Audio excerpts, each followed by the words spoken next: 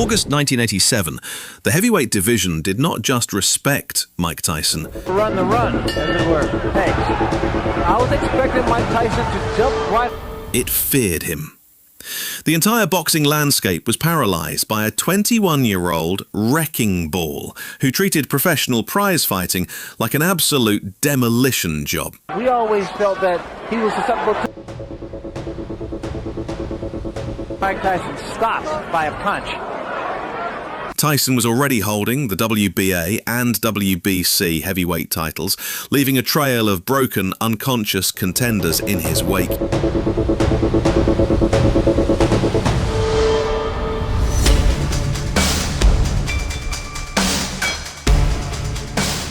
Yet, the heavyweight crown remained fractured. Try to frustrate Mike Tyson, but is he strong? Good right hand by Tucker. That might have been the best shot that Mike... The IBF title belonged to someone else, a towering, undefeated enigma who refused to buy into the myth of Iron Mike's invincibility. His name was Tony Tucker. For Tony Tucker now to walk the walk. On August 1st, 1987, the Hilton Hotel in Las Vegas became the epicenter of the sporting world. Good evening, ladies and gentlemen. Welcome to the Hilton Center of the Las Vegas Hilton Hotel. Presents Glory Hallelujah, a unification of the heavyweight championship of the world. This is the main event of the evening. This was not just another high-profile title defense.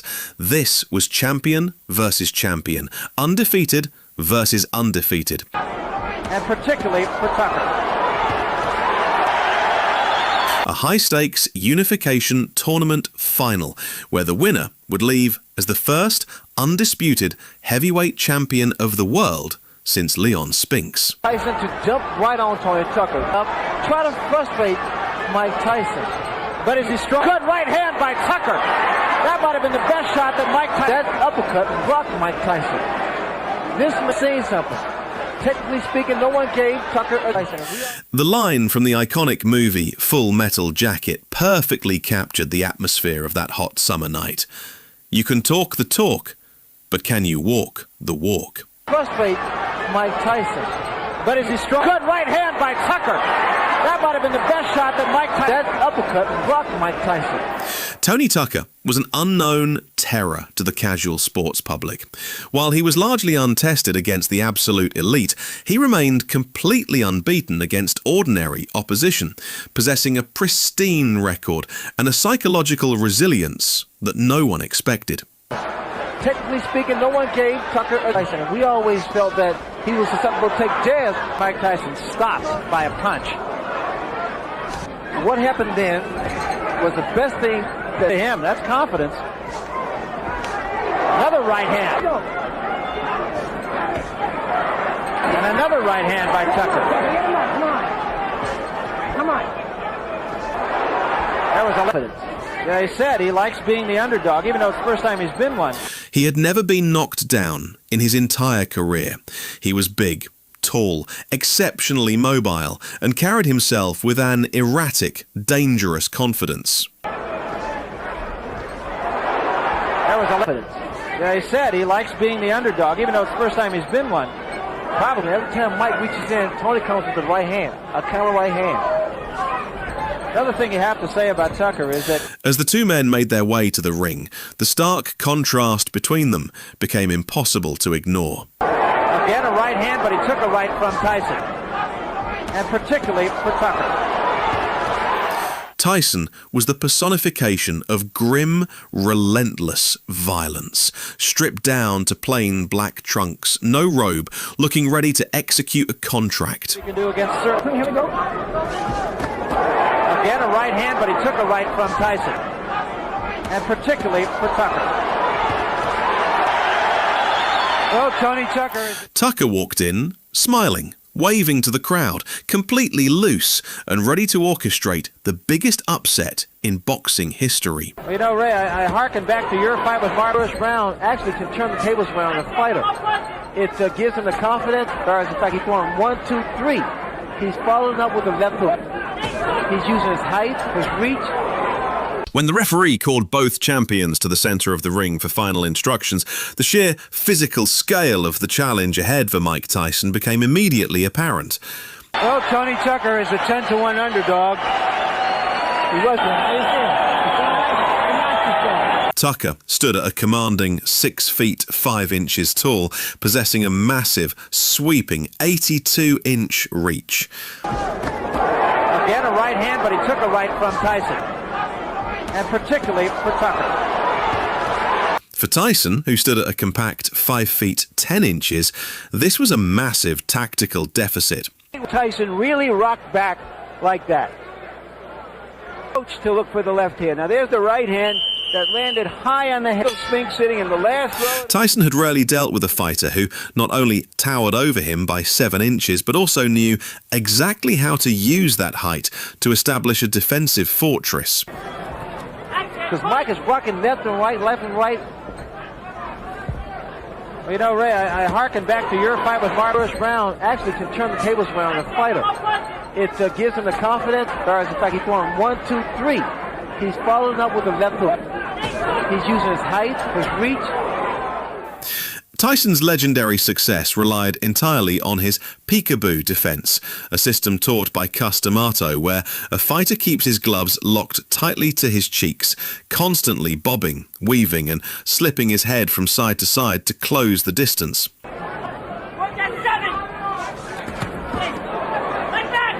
Kevin Rooney was telling him to do in the corner. Now, see, this is what you look for, a look of confidence in the face of Tony Tucker. The peekaboo defense allows a shorter fighter to slip past a standard jab and explode inside with devastating hooks and uppercuts. However, the system requires immense energy and perfect timing. Coming in with his head. Playing very take charge as a referee. No nonsense guy. Tucker with another. Body first, dominate! All right, get off that neck, Tony. Get off that neck. Corner. Tyson on the way in. He's finished with the left hook there, allowing Tony Tucker to get that hook and that uppercut. If an opponent can establish a relentless, lightning-fast jab from a high angle, they can effectively blind the incoming fighter, disrupting their head movement and forcing them to reset their feet. Get off that neck. Corner. Tyson on the way in. He's finished with the left hook there, allowing Tony Tucker to get that hook and that uppercut in. What's he wanting with coming in with his head? The uppercut has been doing a tremendous. This was exactly what Tony Tucker planned to do. He wasn't there to survive. He was there to fire jabs straight through Tyson's infamous defensive shield and keep the predator at bay.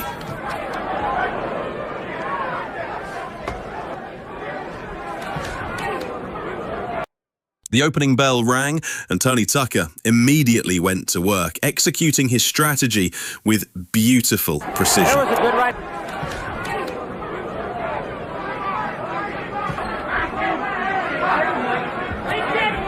Agree at all because Tony's been tying his man up. That was a good right hand. Instead of backing away in fear or freezing under the intense forward march of Tyson, Tucker utilized the entire perimeter of the ring. He refused to stand still long enough for Tyson to settle into a rhythm. He fought strictly behind a snapping, piston-like left jab, catching Tyson on the way in with his incredibly long arms. Allowing Tony Tucker to hit his head. The uppercut has been doing that staggered Tony Tucker. Frustration. It creates frustration in the fight.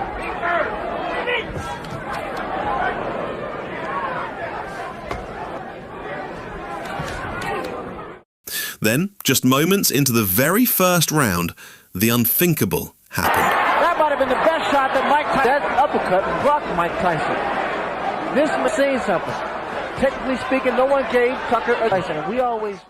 Tucker timed a dipping Tyson perfectly, launching a tremendous looping left uppercut that caught Tyson cleanly on the chin. Yeah, he said he likes being the underdog, even though it's the first time he's been one. Probably every time Mike reaches in, Tony comes with the right hand. The impact was seismic. For the first time in Mike Tyson's professional career, the world watched the terrifying champion actually rock back on his heels. His head snapped back violently, his balance was momentarily compromised, and a collective gasp echoed through the Las Vegas Hilton. Yeah, he said he likes being the underdog, even though it's the first time he's been one. Probably every time Mike reaches in, Tony comes with the right hand. A kind of right hand, but he took a right from Tyson. It was arguably the single cleanest, most powerful shot Mike Tyson had ever taken up to that point in his life. Uppercut almost immediately after the bell. He follows a right. Tyson really rocked back like that. Instead of panic, the moment brought clarity. Tucker did not let up, continuing to put 3 and 4 punches together, following up with crisp left hooks and looping rights. Again, a right hand, but he took a right from Tyson, and particularly for Tucker. Late in the round, Tyson finally managed to cut the distance, landing a thudding, compact shot on the inside that briefly caught Tucker's attention. Because Mike is rocking left and right, left and right. You know, Ray, in fact, he's going 1, 2, 3. He's following up with a left hook. He's using his height, his reach. But the Giant responded with veteran composure, tying Tyson up, clearing his head and moving right back out to the center of the canvas.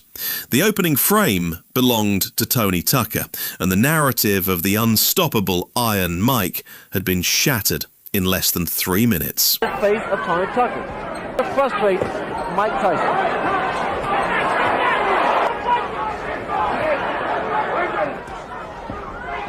As the match moved into the second and third rounds, Tucker continued to find success at range.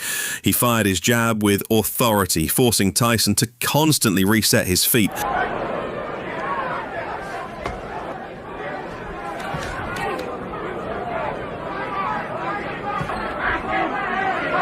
And look for new angles of entry. Every time Tyson attempted to explode forward, Tucker's long arms were there to disrupt the momentum. Tucker was putting together beautiful combinations, landing lefts and rights that kept the WBA and WBC champion off balance.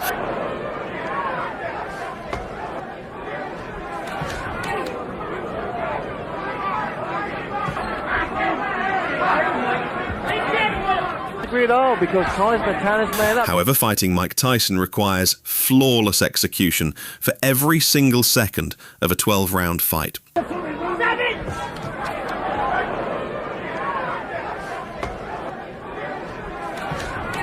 And by the third round, the spatial dynamics inside the ring began to subtly shift.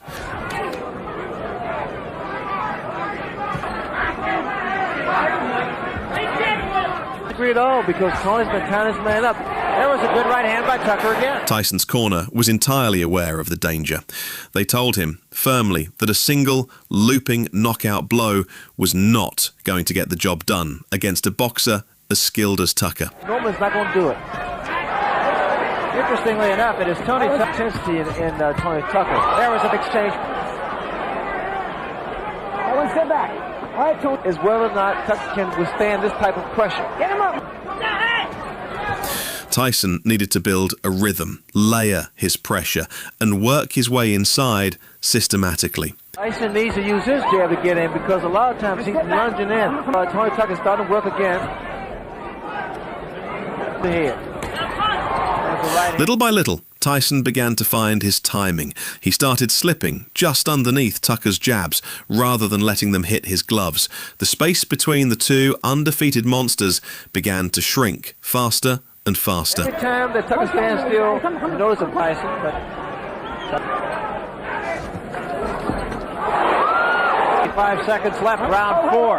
Very competitive fight. So movement seems to be affecting Mike's punch. Tyson wasn't wasting a single movement. Every slip, every slide, and every step was calculated to trap Tucker closer to the ropes, taking away the Giant's running room. Even when Tucker landed a sharp right hand, Tyson would instantly slip the follow-up and step closer, his eyes completely locked onto his target. Closer into Tyson, Tyson needs to use his jab to get in, because a lot of times he's lunging in. Tony Tucker's starting to work again. The head. There's a right hand again by Tyson, but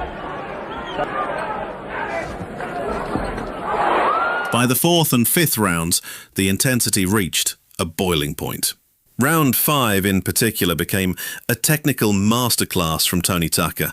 His hand speed was phenomenal for a man of his size, flashing quick combinations and showing a level of defensive responsibility that kept Tyson searching for answers. He stood right in front of him and he said, what I'm going to do is I'm going to move, and it could become a factor that you never thought would have, is the fact that this only thought that's sort of like making War and Peace from 1,200 pages to 1,000. Is that Tony Tucker initiated respect.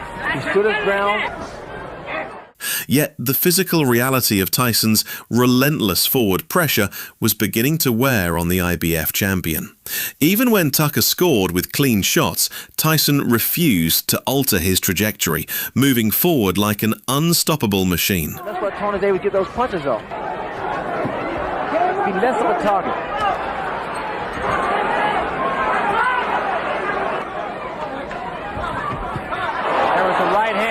Then came the middle rounds, where Tyson's commitment to bodywork became the defining factor of the entire unification fight. Tyson began shifting his level, burying brutal hooks into Tucker's ribs and midsection. Pushing a heavily muscled, compact fighter off you expends immense physical energy, and Tucker was being forced to wrestle and hold Tyson off during every single inside exchange. There's the left hook. I'm in front of Tony Tucker. And that's why Tony Day would get those punches off. Be less of a target. It was during this brutal mid-fight stretch that a quiet tragedy unfolded in Tucker's corner. Tucker, on the other hand, is fighting some... Rumours had been circulating in Las Vegas boxing circles during the days leading up to the fight that Tucker had entered the bout with a hairline fracture in his right hand. I'm in front of Tony Tucker, and that's why Tony Day would get those punches off. Be less of a target.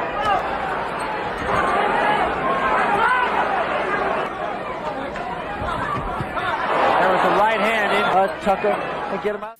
Early in the match, that injury aggravated significantly. A severe knot formed in his hand, leaving him practically one-handed against the most ferocious puncher on the planet. Intensity in Tony Tucker. There was a big left hand by Tyson. Despite the immense physical agony, Tucker refused to break. Instead, he relied on pure illusion and psychological warfare. Interestingly enough, it is Tony's intensity in Tony Tucker. There was a big left hand by Tyson. When Tyson landed a massive right hand that sent sweat flying into the ringside seats, Tucker simply mugged for the cameras, shook his head, and smiled directly into Tyson's face, screaming that he wasn't hurt.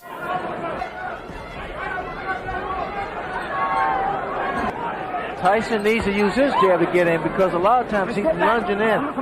This showboating brought the crowd to life, but underneath the bravado, the giant was growing deeply uncomfortable. 5 seconds left, round 4. Very competitive fight. As the fight moved past the 8th round, the sheer psychological weight of Tyson's pressure began to break down Tucker's defensive framework. 5 seconds left, round 4. Tyson is working closer. History had shown that a lot of elite heavyweights had already broken completely under this exact brand of psychological and physical torment. Just to 1,000 is that Tony Tucker initiated respect. He stood his ground.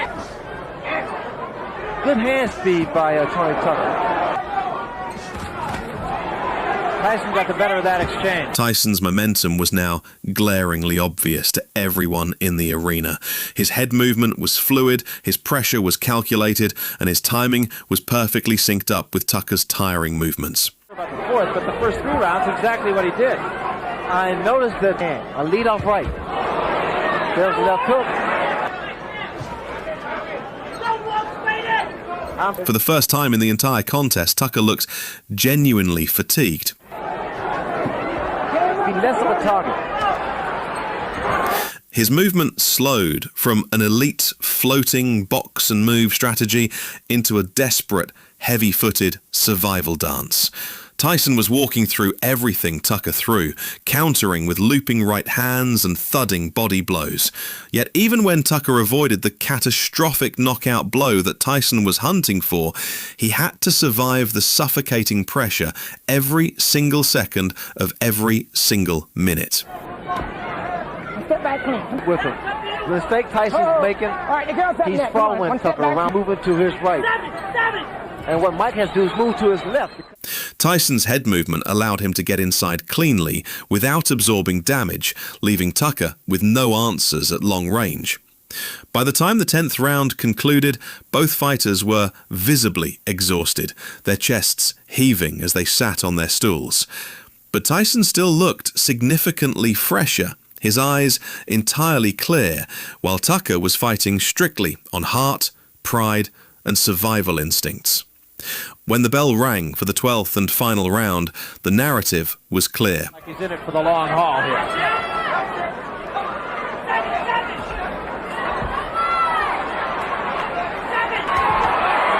And he took another right hand, got cute, and paid the... Every round had now become Tyson's fight to lose, and Tucker desperately needed something dramatic to salvage his undefeated record and his IBF title. Good as yours.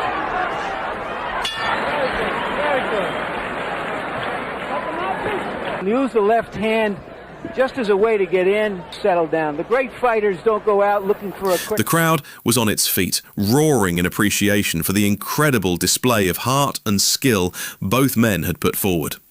Tucker came out for the final 3 minutes, trying to box intelligently, throwing his jab one last time to keep the predator at bay. Fight, has he, Ray, where he was just like Douglas.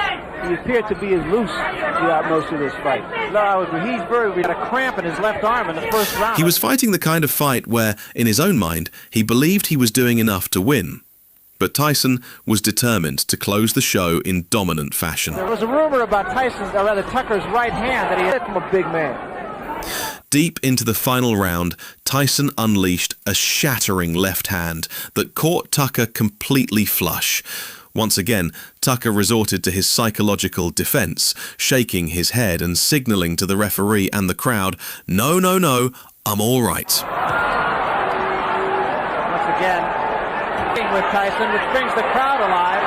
Well, when you do that, and I know from experience, because hey, we have to give Muhammad Ali a little credit for that tactic. I don't think But the so. judges ringside were looking past the smiles and the showboating. They saw a champion who had been relentlessly stalked, outworked to the body, and systematically stripped of his titles over the course of 36 brutal minutes. When the final bell echoed through the Hilton Hotel, both men embraced, thoroughly aware of the monumental effort they had just put forth. Last round, we talked about him throw the right hand in anger. Since the middle of the last round, I hadn't noticed it. Its magnitude. When you're fighting, you really don't feel it because those adrenaline's flowing.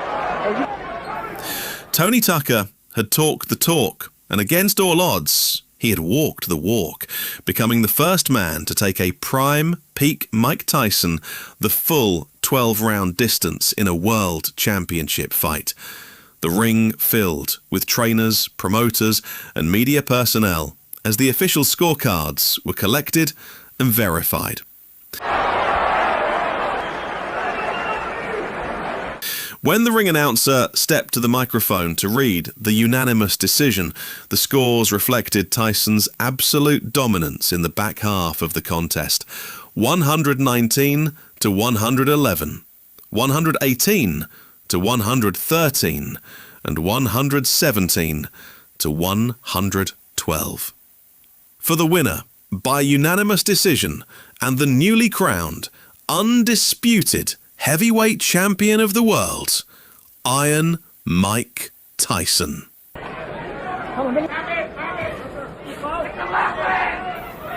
At just 21 years old, Tyson had unified the fractured division, collecting the WBA, WBC, and IBF belts simultaneously, cementing his status as the undisputed king of the world. He has been the aggressor. Mike has not been able to land the kind of punch. Yet, as the championship belts were draped across his shoulders, Tyson's demeanour during the post-fight interview stunned the sport's broadcasting crew. He did not look like a young man who had just conquered the boxing world. He looked intensely frustrated. When asked why he wasn't celebrating his historic achievement, Tyson looked directly into the microphone and revealed the true burden of his greatness. Because you know, as long as you make mistakes, you have no means to be happy. I'm a perfectionist. I want to be perfect. Tucker. And that height of Tony Tucker first. Tyson openly admitted that he had injured his right hand during training camp, and the problem worsened after hitting Tucker's exceptionally hard head in the early rounds. But he refused to use it as an excuse, concluding that he had simply outboxed a very tough, very resilient champion. Tony Tucker lost his undefeated status that night in Las Vegas, but he earned a permanent place in boxing lore. He proved to the entire world that an unbroken spirit, a magnificent jab, and pure human grit could stand face to face with the baddest man on the planet and survive the storm.